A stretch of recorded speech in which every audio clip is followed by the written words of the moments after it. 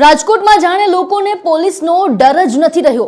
એક બાદ એક હત્યાની ઘટનાઓ તો સામે આવે જ છે અને હવે જે સીસીટીવી ફૂટેજ સામે આવ્યા છે જેને જોઈને તમને એ ચોક્કસ થશે કે સાચે શું લોકોમાં કાયદો વ્યવસ્થાનો ડર નથી રહ્યો કે શું।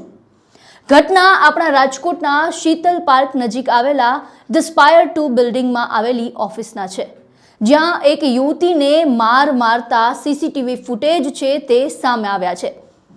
આપ આ સીસીટીવી ફૂટેજમાં જોઈ શકો છો કે એક ઓફિસમાં બેઠેલો વ્યક્તિ એક યુવતીને ઢોર મારતો દેખાય છે। સમગ્ર ઘટનાની વાત કરીએ તો આ યુવતીને મારનાર તેનો ધંધાકીય ભાગીદાર જ છે, જેનું નામ મૌલિક નાદપરા છે। યુવતી અને તેને મારનાર મૌલિકે પેકેજિંગ પ્રોડક્ટ્સનો એક ધંધો છે તે શરૂ કર્યો હતો, જેમાં યુવતીએ 60 લાખ રૂપિયાની લોન લીધી હોવાનો દાવો કરાયો છે। મૌલિકે ભાગીદારીમાં ધંધો શરૂ કર્યા બાદ ધ્યાન ન આપતા વાતચીત દરમિયાન મૌલિક નાદપરાએ યુવતીને ઢોર માર્યાની વાત સામે આવી છે। યુવતીએ આરોપ લગાવ્યો છે કે આ માણસે મારી જિંદગી બરબાદ કરવામાં કંઈ બાકી નથી રાખ્યું।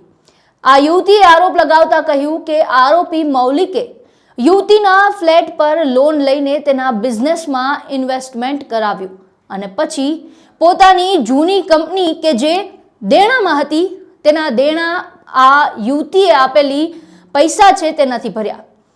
યુવતીનો આરોપ છે કે આરોપી મૌલિકે ક્રેડિટ કાર્ડ, હોમ લોન જેવી કેટલી વસ્તુના યુવતીના નામે લેવડાવ્યા હતા અને છેલ્લા 1 વર્ષથી આ યુવતીએ લોન નહીં ભરતા તેના સિબિલ સ્કોર પણ બગડ્યો છે અને તેને માનસિક તણાવનો પણ ભોગ બનવાનો વારો આવ્યો છે।